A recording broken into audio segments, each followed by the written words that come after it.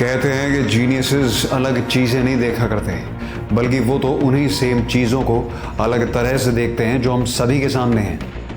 आपने बिलियनियर्स को अक्सर ही कहते सुना होगा कि पैसा तो बह रहा है, दिखता नहीं है तुम्हें, हाथ डालो और निकाल लो। लेकिन ये आइडियाज़, ये फ्लो दिखेंगे भी कैसे जब किसी ने आज तक देखना सिखाया ही नहीं है। लेकिन क्या हो अगर मैं आपसे बोलूं कि ये सब कुछ देख पाने के टूल्स एग्जिस्ट करते हैं जिनका आपको केवल इस्तेमाल सीखना है। ये है हमारी सीरीज मैन ऑफ वॉर, और इस एपिसोड में हम डिस्कस करने वाले हैं 7 ऐसे मेंटल मॉडल्स, ऐसे सीक्रेट फ्रेमवर्क्स जो अधिकतम सक्सेसफुल थिंकर्स यूज करते हैं इस दुनिया में अपना रास्ता बनाने के लिए, आइडियाज की रचना करने के लिए और कॉम्प्लेक्स प्रॉब्लम्स को सॉल्व करने के लिए।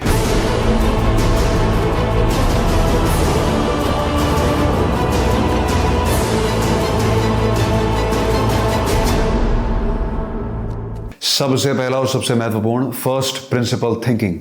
शायद बिजनेस की इकलौती ऐसी एनालिटिकल स्किल जिसका बड़े से बड़े बिलियनियर ने भी किसी न किसी फॉर्म में हमेशा प्रचार किया है, और आप भी जल्दी जान जाएंगे ऐसा क्यों। देखिए, फर्स्ट प्रिंसिपल थिंकिंग का मतलब होता है किसी भी प्रॉब्लम को, किसी भी आइडिया को उसके कोर तक कुछ इस तरह से तोड़ना कि उसमें सबसे महत्वपूर्ण सच के अलावा और कुछ ना बचे। इसका मतलब केवल अलग तरह से सोच पाना नहीं है, बल्कि पहले से माने हुए आपके बायसेस और आपके मिसकंसेप्शंस को आपके थॉट प्रोसेस से एलिमिनेट करना है। इसका सबसे बड़ा एग्जांपल है इलॉन मस्क का इलेक्ट्रिक कार इंडस्ट्री में डिसरप्शन। देखिए, किसी भी कार इंडस्ट्री में प्रवेश करना इकोनॉमिकली बहुत ही कठिन काम होता है, क्योंकि इनका बिजनेस मॉडल बहुत ही खतरनाक है।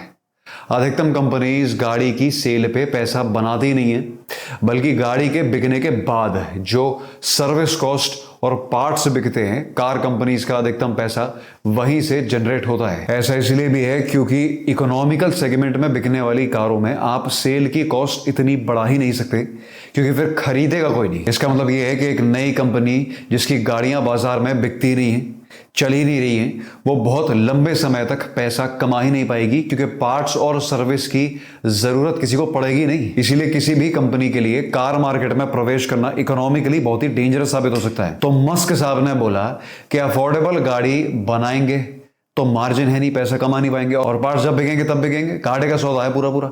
तो स्पोर्ट्स कार बनाओ, ऐसी गाड़ी बनाओ जो भले ही महंगी हो लेकिन इलेक्ट्रिक व्हीकल्स की तरफ एक भारी अटेंशन जनरेट कर दे। और बिल्कुल वैसा ही हुआ। उन्होंने एक high performance electric car Tesla roadster launch करी और मार्केट में तहलका मच गया। इलॉन मस्क से जबरन एग्जांपल फर्स्ट प्रिंसिपल के है ही नहीं, क्योंकि इन्होंने जिस भी इंडस्ट्री में कदम रखा है उसके दिग्गज इनके हमेशा से खिलाफ रहे हैं।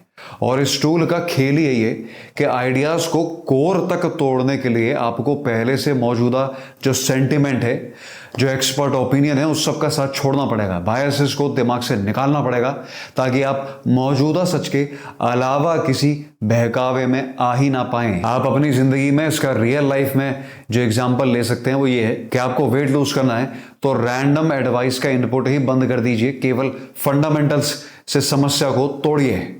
आप कितना कंज्यूम करते हैं उससे ज्यादा आपको बर्न करना पड़ेगा, डेंस फूड अवॉइड करने पड़ेंगे और कंसिस्टेंट रहना पड़ेगा। केवल इन चीजों पे ध्यान देके आप बिना दिमाग को कॉम्प्लेक्स एडवाइस में फंसाए आधे हो जाएंगे आपका वेट। इसकी साइकोलॉजिकल बैकिंग ये है कि चीजों को सिंप्लीफाई करने में दिमाग पर कॉग्निटिव लोड कम हो जाता है।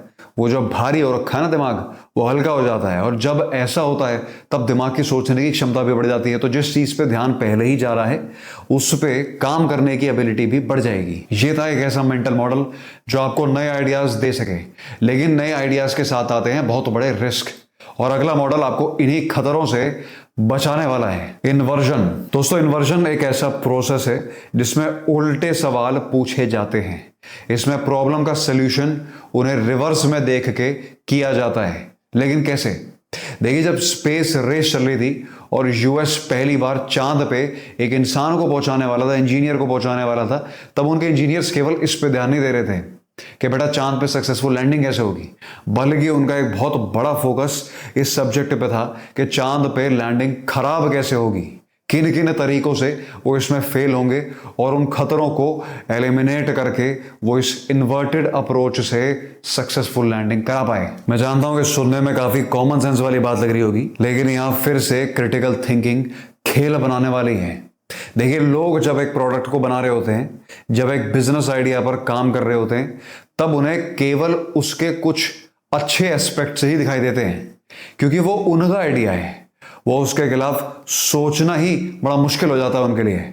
उनका दिमाग भागता है उस थॉट से कि वो गलत हो सकता है। और ये सोच के खुश होना है भी कितना आसान है कि उनके हाथ एक ऐसा $1 मिलियन आइडिया लग गया है जो उनकी जिंदगी बदलने वाला है। अगर आपको भी कभी ऐसी फीलिंग आए तो तुरंत उसके खिलाफ प्रश्न पूछना चालू करिए। ये आइडिया कितने तरीकों से फेल हो सकता है, क्यों लोग इसका इस्तेमाल नहीं करेंगे, इसमें इंटरेस्टेड नहीं होंगे, कहां इसमें कमी रह जाएगी, और तब ही जाके आप उसे सही डायरेक्शन में ऑप्टिमाइज कर पाएंगे। और तब फाइनल सोल्यूशन में आपका कॉन्फिडेंस और भी ज्यादा होगा, रिस्क और भी अवर्टेड होगा। चलिए, ये तो फिर भी इमीडिएट रिस्क का अंदाजा लगाने के लिए, लेकिन रिस्क की तो स्टेजेस ही इतनी सारी हैं। क्या पता प्रोडक्ट चल भी जाए और उसके चलने से इतनी कॉम्प्लिकेशन आ जाए जो आपको और ज्यादा मुसीबत में डाल दे, आपको डुबा के माने। इसीलिए अब हम अपने अगले मेंटल मॉडल की तरफ बड़े ध्यान से बढ़ेंगे, प्रस्थान करेंगे, और उसे समझिएगा भी ध्यान से। Second order thinking. देखिए, ये जो मॉडल है इसका पर्पस इमीडिएट इफेक्ट से आगे की प्रोजेक्शन के लिए है, और ये कॉम्प्लेक्स डिसीजंस का एक बहुत ही महत्वपूर्ण मेथड है। जब अंग्रेज भारत पर राज कर रहे थे, तब कुछ समय के लिए सांपों की जनसंख्या इतनी बढ़ गई कि ये बहुत बड़ी समस्या बन गई। तो ब्रिटिश गवर्नमेंट ने एक ऑफर निकाला कि जो भी इन सांपों को पकड़ के लाएगा उसे पैसे दिए जाएंगे। अब कुछ समय के लिए तो लोगों ने बहुत ही बढ़िया तरीके से सांपों को मारा, पेला, पकड़ के लाए, पैसे कमाए।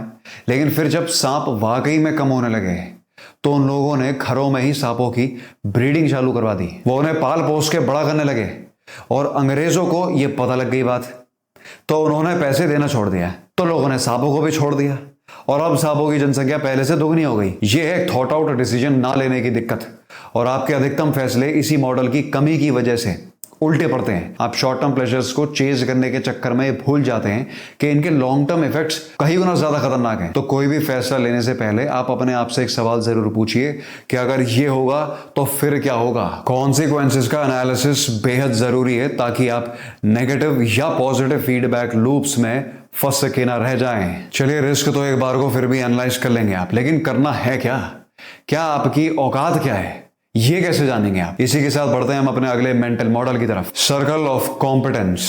देखिए, एक जीनियस होने से ज्यादा फायदेमंद कभी कभार ये हो सकता है कि आपको इस बात की समझ हो कि आपको क्या नहीं आता।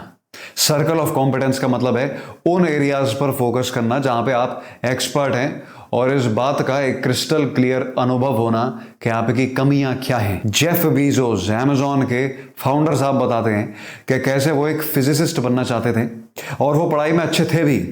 इसीलिए उन्होंने एक अच्छे इंस्टीट्यूशन में भी दाखिला लिया, एडमिशन लिया, और अच्छे नंबर्स के साथ एग्जाम भी क्लियर करते चले गए। लेकिन एक दिन वो एक कैलकुलस की प्रॉब्लम में कुछ इस तरीके से फंसे कि वो घंटों उस एक प्रॉब्लम को सॉल्व करने की कोशिश ही करते चले गए, लेकिन प्रॉब्लम हिल के भी ना दे। तो उन्होंने इसे अपने रूममेट के साथ डिस्कस किया कि भाई जरा देख यार, उस भाई साहब को भी 1 घंटा लग गया फिर भी कुछ सॉल्व नहीं हुआ। तो दोनों के दिमाग में एक ही नाम आया। वो था उस क्लास का एक अव्वल बच्चा, जिसके पास जब वो उस प्रॉब्लम को लेके गई तो उसे 2 मिनट उसने प्रॉब्लम को देखा और सोल्यूशन का उच्चार ही कर डाला, मुंह से ही बका दिया बिना सॉल्व करे।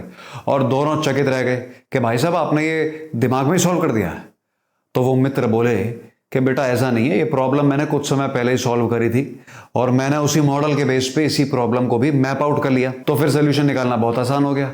उस समय बीजोस साहब को एक चीज समझ में आई कि वो एक बहुत अच्छे फिजिसिस्ट कभी नहीं बन पाएंगे, क्योंकि उनके पास उसका नेचुरल टैलेंट है ही नहीं। वो उस क्षेत्र में गिफ्टेड ही नहीं थे, और अगर वो उस समय पर ये ना समझ पाते तो शायद आज कर रहे होते नौकरी कहीं पे, या फिर अच्छी जॉब कह लो, बहुत अच्छी जॉब कर रहे होते हैं, लेकिन अमेज़न के मालिक तो जरूर ही नहीं बन पाते। इंसान बड़ा कमजोर प्रतीत होता है, शरीर से तो है ही है, दिमाग से भी बड़ा कमजोर पैदल प्रतीत होता है। हमारी ईगो हमें इतनी चीजों से जोड़ देती है कि हमारे लिए सच का सामना करना ही बड़ा मुश्किल काम बन जाता है।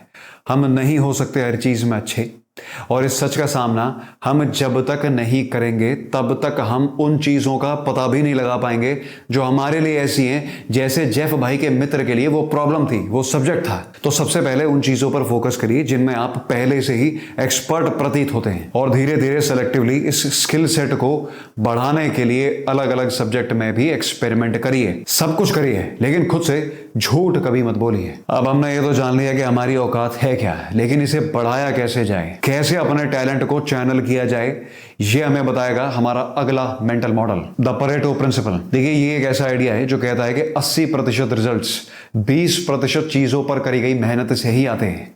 यह बिजनेस, टाइम मैनेजमेंट और पर्सनल प्रोडक्टिविटी का एक गोल्डन रूल है। मिसाल के तौर पे जब कोई इंसान एक बिजनेस चालू करता है तो वो लोगो, डिजाइन और ये रंगरलियां मचाने में ही सारा दुनिया जहान का समय लगा देता है, एफर्ट लगा देता है। लेकिन बिजनेस केवल सेल्स पर सरवाइव कर सकता है और शुरुआती स्टेजेस में तो और भी ज्यादा खतरनाक माहौल होता है। तो फिर ध्यान इतना कैसे भटक गया? देखिए, होता यह है कि वो 20% चीजें जो होती है ना, जिनसे 80% रिजल्ट आते हैं, उन्हें करना है ही सबसे ज्यादा मुश्किल काम। तो हमारा दिमाग हमारे साथ खेल खेलता है, अरे ये भी तो काम है बेटे, डिजाइन भी तो बना, देख देख कितनी मेहनत लग रही है इसमें। बात सही भी है, मेहनत तो लग रही है, लेकिन वो मेहनत असली मेहनत से बचने के लिए की जा रही है। और एक बार फिर से हमें सच का सामना करना बेहद जरूरी हो चुका है। 80-20 का ये जो रेशियो है, ये लगभग हर जगह अप्लाई किया जा सकता है। 80% महिलाएं 20% लड़कों की तरफ आकर्षित होती हैं। एग्जाम के दौरान भी 80% जो तैयारी है वो 20% समय में ही करी जाती है। तो एक काम करिए, इस 20% हिस्से को आइडेंटिफाई करिए और सारा जोर इसी में झोंक दीजिए, तो वर्क फ्लो इतना एफिशिएंट हो जाएगा। आपने शायद ये महसूस भी किया होगा कि जिम में कंपाउंड एक्सरसाइजेस जिनमें सबसे कम रेप्स लगाए जाते हैं आपको सबसे ज्यादा रिजल्ट देती हैं। आपकी डाइट में भी जिस एक सोर्स से सबसे ज्यादा प्रोटीन मिलता है, आपका अधिकतम फोकस उसी पे होता है। तो इसे अपने वर्क फ्लो में भी इंट्रोड्यूस करवाइए और उसे एफिशिएंट बनाइए। ये है हमारी सीरीज मैन ऑफ वॉर, और इसके लेटेस्ट एपिसोड्स के लिए सब्सक्राइब कीजिए हैकाथॉन ग्रुप के ऑफिशियल यूट्यूब चैनल को, और इसे शेयर करिए अपने उस दोस्त के साथ जो पूरे जीवन ही भ्रम में गुजार रहा है अपना, जिसे अता पता कुछ नहीं है, और ये वीडियो उसकी आंखें खोल सकती है।